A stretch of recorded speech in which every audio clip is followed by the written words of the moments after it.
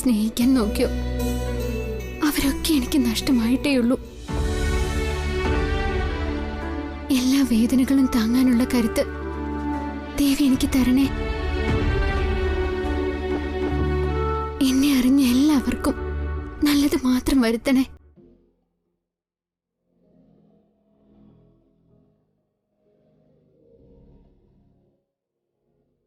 അമ്മു, ഞാൻ പൂജിക്കുന്ന ദേവിയാ. എനിക്ക് കൂട്ടായി ഈ വിഗ്രഹം മാത്രമേ ഉള്ളൂ. എനിക്ക് മനസ്സിലായി അമ്മു.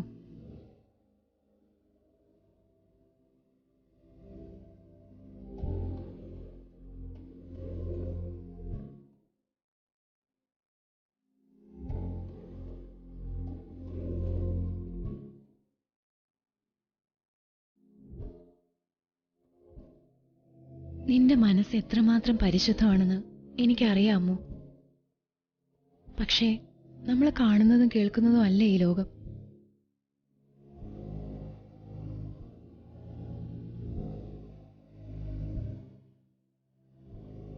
നീ അനുഭവിക്കുന്ന വേദനകൾക്ക് ഇരട്ടി സന്തോഷം ദൈവം നിനക്ക് തരും. ഞാനിത് പറയാൻ കാരണം നീ ആരെയൊക്കെ സഹായിച്ചിട്ടുണ്ടോ അവർക്കൊക്കെ നീ പ്രത്യുപകാരവും ചെയ്തിട്ടുണ്ട്. നിന്റെ അരികിലിരിക്കുന്ന ഞാനും അത് അനുഭവിച്ചതാ. സിസ്റ്റർ എന്തിനാ ഇതൊക്കെ ഇപ്പൊ പറയണേ? നിന്റെ മുമ്പില് ഞാനൊന്നും ഒളിച്ചു വെക്കില്ലമ്മോ. ഞാനത് ചെയ്ത എന്നോട് തന്നെ ചെയ്യുന്ന കൊടും പാതകമായിരിക്കും അത്. അമ്മയ്ക്ക് നിന്റെ ഈ താലിയിൽ സംശയം തോന്നി എന്നോട് ചിലതൊക്കെ ചോദിച്ചു. നീ സ്വാതിയിൽ നിന്ന് ഓടി രക്ഷപ്പെടാനാ ശ്രമിക്കുന്നതെന്ന് എനിക്കും തോന്നി. എന്നോട് പറയാൻ പ്രയാസമുള്ള എന്തെങ്കിലും ഉണ്ടോ അമ്മോ? ഇനിയെങ്കിലും എന്നോടൊന്ന് പറയ. ആരാ അമ്മുവിന്റെ കഴുത്തിൽ താലി കെട്ടിയത്? എന്തിനാ അയാളുടെ പേര് അമ്മ ഒളിപ്പിച്ചു വെച്ചിരിക്കുന്നത്?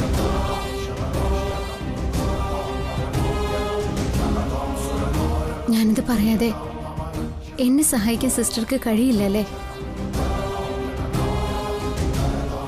ഞാനത് അറിയണ്ടേ അമ്മു? നിന്നെ അന്വേഷിച്ച് അയാള് വരുന്നത് എന്റെ അടുത്തല്ലേ?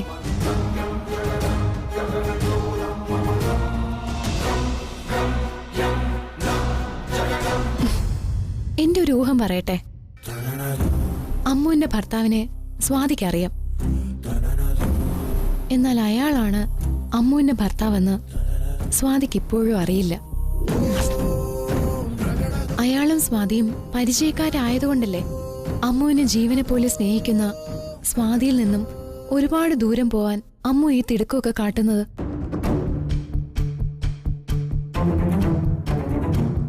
ഞാൻ നിന്റെ ജീവൻ മാത്രമേ തിരിച്ചു പിടിച്ചു തന്നിട്ടുള്ളൂ. നീ എന്റെയും എന്റെ വയറ്റിൽ വളരുന്ന കുഞ്ഞിന്റെയും ജീവന തിരിച്ചു പിടിച്ചു തന്നത്. എന്നോട് നിനക്കത് സമ്മതിച്ചു തരാൻ കഴിയില്ലല്ലേ?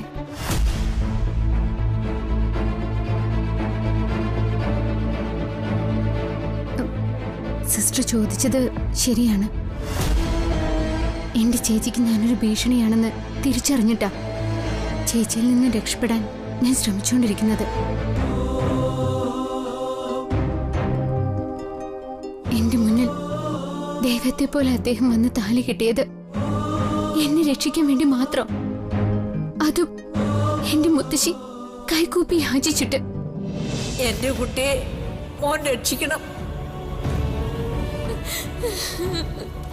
എന്റെ മോളെ രക്ഷിക്കാൻ മോനെ ദൈവം അയച്ചതാ. അദ്ദേഹം ഒരു പെണ്ണിനെ സ്നേഹിക്കുന്നുണ്ടായിരുന്നു. തന്നെ ഞാൻ മനഃപൂർവ്വം അവഗണിച്ചാണെന്ന് തനിക്ക് തോന്നുന്നുണ്ടോ? എനിക്കതിന് കഴിയൂ. ജീവിതകാലം മുഴുവനും ഒന്നിച്ച് ജീവിക്കേണ്ടവരല്ലേ നമ്മള്?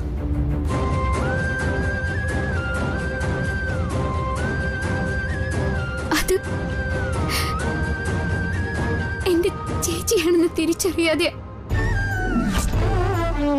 സിസ്റ്ററോട് യാത്ര പറഞ്ഞ് അന്ന് ഹോസ്പിറ്റലിൽ നിന്ന് ചേച്ചിയോടൊപ്പം പോയത്.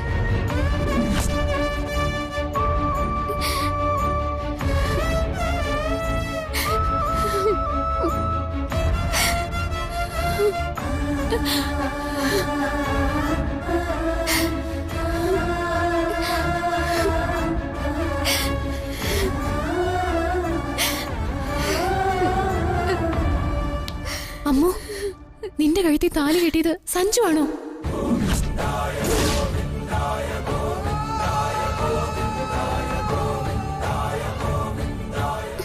സിസ്റ്റർ, ഇതാണ് ലച്ചുവിനെ കെട്ടാൻ പോകുന്ന പയ്യൻ. ഇവിടെ നടക്കാൻ പോകുന്നത് ചതിയാ മുത്തശ്ശി. ഒരു പയ്യനും ലച്ചുവിനെ കെട്ടാൻ വരാൻ പോകുന്നില്ല. ലച്ചുവിനെ കല്യാണം കഴിക്കാൻ പോകുന്നത് നരേന്ദ്രളിയന.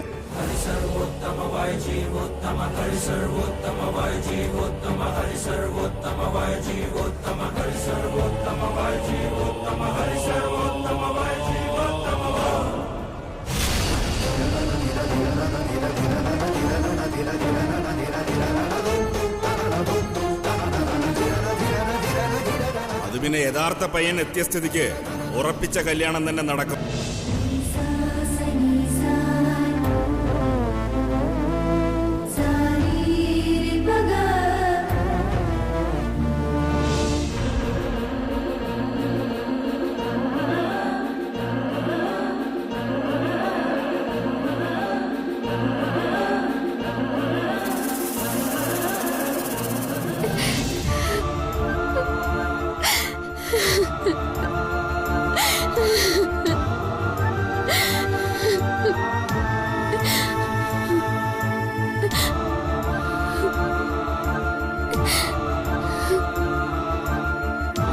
എന്റെ എല്ലാ സംശയങ്ങൾക്കുള്ള ഉത്തരം കിട്ടിയമ്മു. ദൈവം നിനക്ക് തന്ന ജീവിതം നീ നിന്റെ ചേച്ചിക്ക് ദാനം ചെയ്തു. ഒരിക്കലും അങ്ങനെ പറയല്ലേ. എന്റെ ചേച്ചിക്ക് വേണ്ടി ജനിച്ചത് അദ്ദേഹം. അവരെ ഒന്നിച്ച് ജീവിക്കേണ്ടത്. ചേച്ചി സത്യം അറിഞ്ഞ എന്നെ അദ്ദേഹത്തിന്റെ കൈ പിടിച്ചു കൊടുത്ത് അനുഗ്രഹിച്ചിട്ട് പോവും. അത്രയ്ക്കും ചേച്ചി എന്നെ സ്നേഹിക്കുന്നുണ്ട്. പക്ഷെ അദ്ദേഹത്തിന് എനിക്കും ഒരു ജീവിതം ഉണ്ടാവില്ല. ഒരിക്കലും കൂടി ചേരാത്ത സമാന്തര രേഖകളാമോ നീയും സഞ്ജു? നീ എടുത്ത തീരുമാനം തന്നെയാ ശരി. സ്വാതിയെ പോലൊരു പെൺകുട്ടി ഒരിക്കലും സങ്കടപ്പെടാൻ പാടില്ല. സ്നേഹിക്കുന്നവര് വേണം ഒന്നിച്ചു ജീവിക്കാൻ. അടിച്ചേൽപ്പിക്കുന്ന ഒരു ബന്ധവും നിലനിൽക്കില്ല. എന്തിനും ഞാൻ നിന്റെ കൂടെ ഉണ്ടാവും. സ്വാതിയുടെ നിഴലിൽ നിന്ന് നിന്നെ ഞാൻ കാത്തോളാം മോളെ.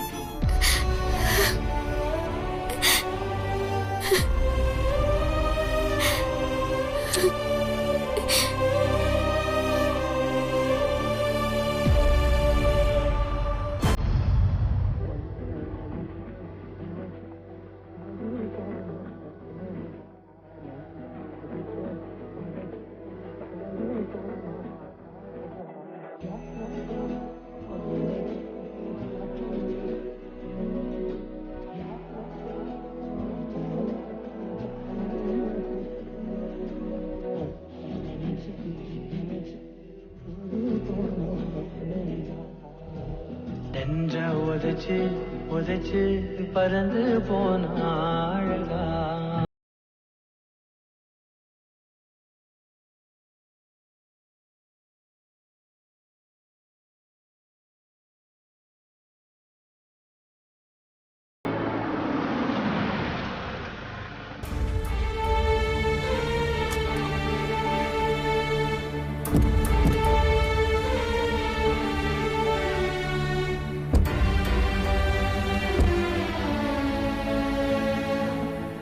എന്താ സഞ്ജു? അമ്മു രാവിലെ പോയതല്ലേ. നമ്മൾ ഇങ്ങനെ അലഞ്ഞു നടന്നിട്ട് കാര്യമുണ്ടോ?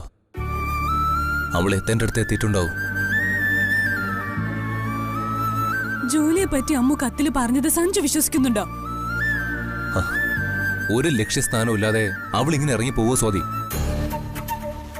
അവൾ അതിനു വേണ്ടിയുള്ള ശ്രമങ്ങൾ നടത്തിയിരുന്നെങ്കിലോ? എനിക്കിപ്പോഴും അതിൽ വിശ്വാസം വന്നിട്ടില്ല. എന്റെ സംശയം അവള് സുരഭി സിസ്റ്ററിന്റെ കൂടെ ഉണ്ടെന്നാ. ഏയ്, അങ്ങനൊരു മണ്ടത്തിന് അമ്മ കാണിക്കില്ല. സ്വാതി അതൊന്നും മനസ്സിലാക്ക്. സുരഭി സിസ്റ്റർ അവളെ മറ്റെവിടേക്കെങ്കിലും മാറ്റി നിർത്തിയതാവും. അമ്മു ഈ സിറ്റി വിട്ട് പോയിട്ടില്ല.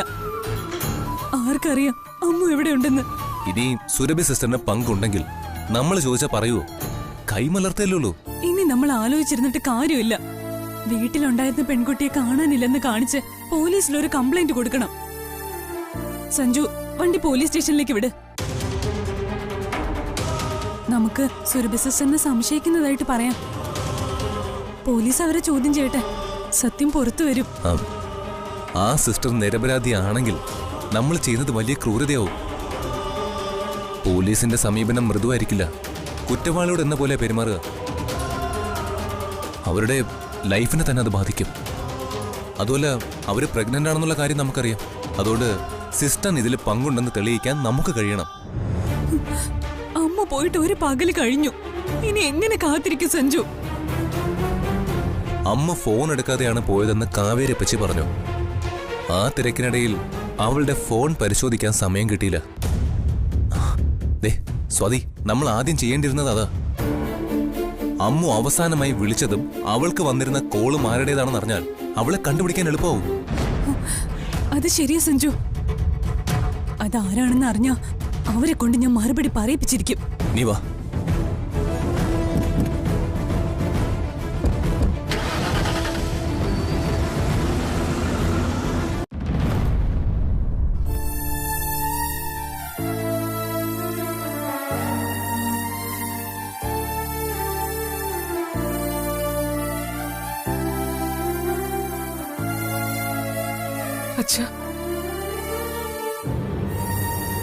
സന്ധ്യയ്ക്ക് പൂമുഖത്ത് നിലവിളക്ക് വയ്ക്കുന്ന ശീലം അമ്മ വന്നതിന് ശേഷം ഉണ്ടായിരുന്നു.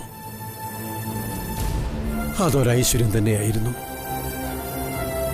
മുമ്പെങ്ങോ നിന്നുപോയ ശീലമായിരുന്നു അത്. ഇന്നിവിടെ നിൽക്കുമ്പോ ആ ഐശ്വര്യം പടിയിറങ്ങിപ്പോയതുപോലെ തോന്നുകയാണ്. അവളെ വീടിന്റെ സമാധാനം നിലനിർത്തി, എല്ലാവരെയും പൊന്നുപോലെ നോക്കി, ഓരോ തവണയും എന്റെ ജീവൻ രക്ഷിച്ചു.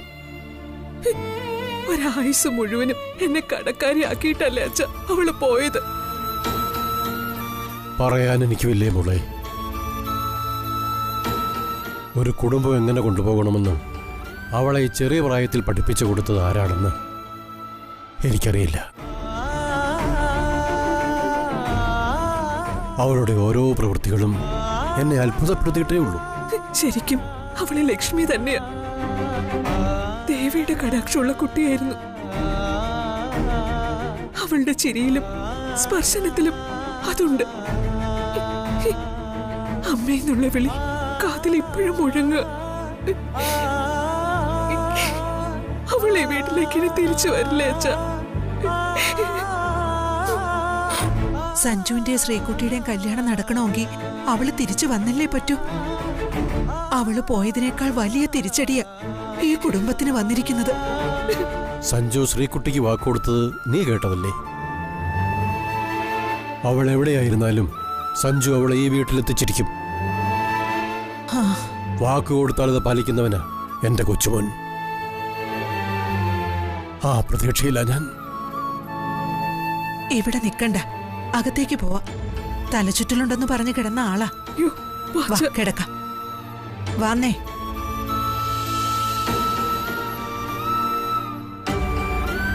ശ്രീദേവമേ, രാജു വന്നല്ലോ. എന്തായിടാ, സഞ്ജു ശ്രീകുട്ടി എവിടേക്കാ പോയതെന്ന് വല്ല നിശ്ചയമുണ്ടോ? തിരിച്ച് വീട്ടിലേക്ക് വരുന്നെന്നാ പറഞ്ഞത്. അമ്മുവിന്റെ വീട്ടുകാർ വന്നാൽ എന്ത് മറുപടി പറയുമെന്ന് എനിക്കറിയില്ല. ആ കത്തെടുത്ത് കാണിച്ചല്ലേ പറ്റൂ. അവര് വിവരം അറിയിച്ചില്ലെന്ന് പഴി പറയില്ലേ അമ്മ?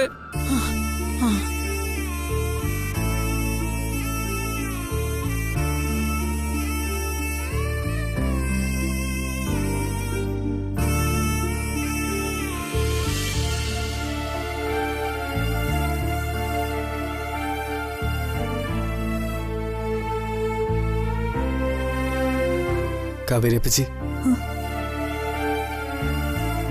എനിക്കറിയാം നീ പറയാൻ പോകുന്നത് എന്താണെന്ന്. അമ്മുവിനെ പറ്റി ഒന്നും അറിഞ്ഞില്ലല്ലേ രാജു? ഈ രാത്രി അവൾ എവിടെ കഴിച്ചുകൂട്ടും? അവൾ സുരക്ഷിതമായൊരു സ്ഥലത്ത് എത്തിയിട്ടുണ്ടാവോ? ഓരോന്നോർത്ത് എനിക്ക് ഭ്രാന്ത് പിടിക്കുക. ഇവിടെ ആരെങ്കിലും അറിയുന്നുണ്ടോ സത്യത്തിൽ അമ്മു ആരാണെന്ന്? അതറിയുന്ന നീയും ഞാനും ഇവിടെ ഇങ്ങനെ എരിഞ്ഞടങ്ങുന്നു. വലിയൊരു ആപത്ത് കൂടി വരാനിരിക്കുന്നതേ ഉള്ളൂ. അമ്മൂന്റെ വീട്ടിൽ നിന്ന് ആരെങ്കിലും വന്നാ എന്താ ഇവിടെ സംഭവിക്കുക?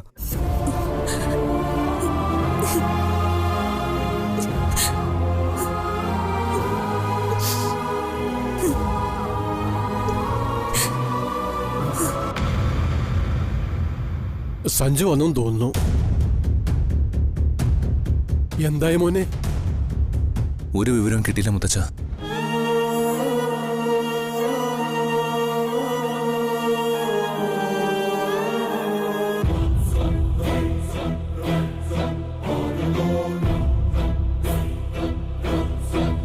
സഞ്ജുവിന് എന്തെങ്കിലും സംശയം ഉണ്ടെങ്കിൽ അതെനിക്ക് തീർത്തു തരണം.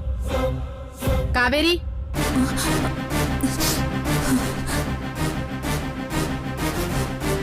ഇങ്ങോട്ട് വാ. സഞ്ജു, കാവേരിയോട് ചോദിക്കും, നിങ്ങൾ ഇവിടുന്ന് പോയതിനു ശേഷം ഞാനോ കവിതയോ അമ്മൂനെ കണ്ടോന്ന്. നിങ്ങൾ കല്യാണത്തിന് പോകുന്നതിന് മുൻപ് വലിയച്ചയുടെ ഒരു ആവശ്യവുമായി ഞങ്ങൾ പുറത്തു പോയതാ. വൈകിയാ ഞങ്ങൾ വന്നത് തന്നെ. സഞ്ജു, ഞാൻ അമ്മൂന്റെ ഫോണൊന്ന് നോക്കട്ടെ. അത് ഞാൻ എന്റെ മുറിയിൽ വെച്ചിരിക്കാം മോളെ.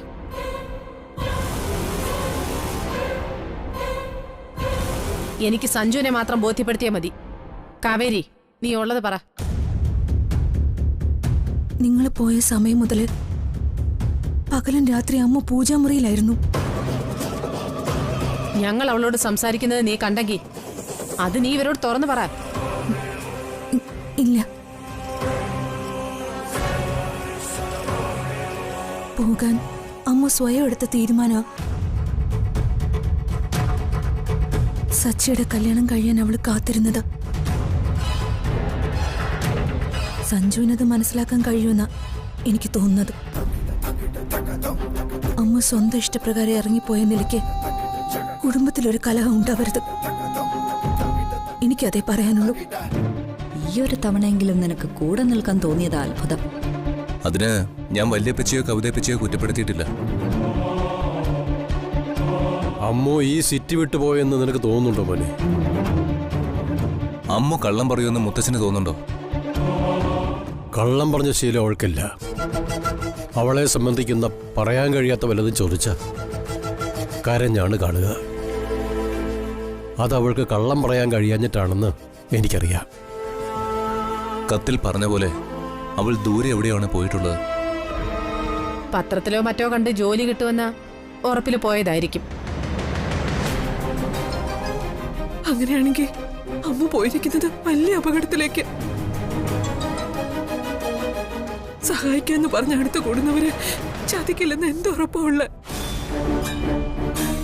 അഹങ്കാരം എന്നല്ലാതെ എന്തു പറയാനാ? മോനെ, പോലീസിൽ കംപ്ലൈന്റ് കൊടുക്കാൻ വേണ്ടത്. അതിനി വൈകിക്കൂടാ. സമയം കടന്നു പോയിക്കൊണ്ടിരിക്കുക. രാത്രി ഒരു പെണ്ണിന് ആരഭയം കൊടുക്കാനാ? അവള് പോയത് ഒരു ലെറ്റർ എഴുതി വെച്ചിട്ടാ. എന്ത് കേസാ പോലീസിൽ കൊടുക്ക? മാൻ മിസ്സിംഗ് കേസ് എന്നൊക്കെ പറയാൻ പറ്റൂ. കവിത പറയുന്നത് ശരിയാ. പോലീസ് അവളെ കാണുന്നത് ഈ വീട്ടിൽ നിന്ന് സെർവന്റ് ആയിട്ടാ. മോളാണ് അനിയത്തിയാണെന്നൊക്കെ പറയാനല്ലേ പറ്റൂ. സത്യം അതാണോ? ജോലിക്ക് നിന്ന പെണ്ണിന് ഇതിനേക്കാൾ നല്ലൊരു ജോലി കിട്ടിയപ്പോ അവൾ അങ്ങോട്ട് പോയി. വീട്ടിലാരും ഇല്ലാത്തതുകൊണ്ട് അവൾ എഴുതി വെച്ചിട്ട് പോയി. വിലപിടിപ്പുള്ള എന്തെങ്കിലും കളവ് പോയി എന്നാവും പോലീസ് ആദ്യം ചോദിക്കുന്നത്. എങ്കിലും പറയാതെ പോയാ നമ്മൾ അന്വേഷിക്കണ്ടേ? അതിന്റെ ബാധ്യത ഈ വീട്ടുകാർക്കില്ലേ? അമ്മ എന്തറിഞ്ഞിട്ടേ സംസാരിക്കുന്നേ? ഒരു സെർവന്റിനെ വീട്ടിൽ നിർത്തുമ്പോ നമ്മൾ അവളുടെ ബാക്ക്ഗ്രൗണ്ട് അറിയണ്ടേ? ഒരുപാട് നിഗൂഢതകളുള്ള പെണ്ണാമ്മു. അവളുടെ ഭർത്താവെന്ന് പറയുന്ന ആൾ ആരാണെന്ന് പോലീസ് ചോദിക്കില്ലേ?